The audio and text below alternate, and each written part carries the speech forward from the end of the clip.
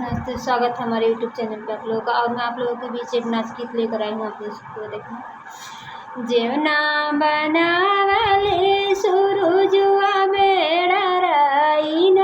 तबो न लौटन परदेसी मोर बला मुआ तबो न लौटन मचिया ही बैठल सासु मोरी बड़ाई तेरी कहानी रतियाना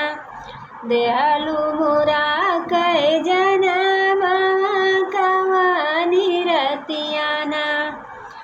जन्मात देहलू करम कैनाही सतिया तमान मुराना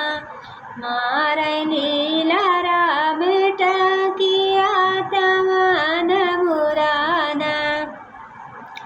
गेड़ुआ बरावले सुरुजुआ मेड़ा रही न तबो न लौटन परदेसी मोर बला मुआ तबो न लौटन मचिया ही बैठल सासु मोरी बढ़ाई तेरी कहानी रतियाना देहलू बुरा कह जनम कहानी रतियाना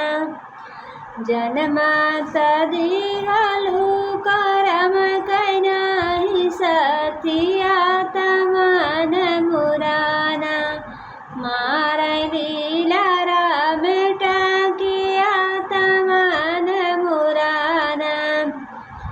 बिरवा जरावले सुरुजुआ मेड़ा रही न तबो न लौटन परदेसी मोर बला मुआ तबो न लौटन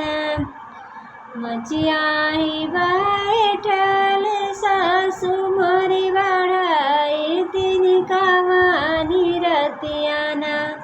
देहलू मुरा कह जनम कहानी रतियाना देहलू मुरा कह जनम कहानी रतियाना जन्मात देहलू करम कैनाही सतिया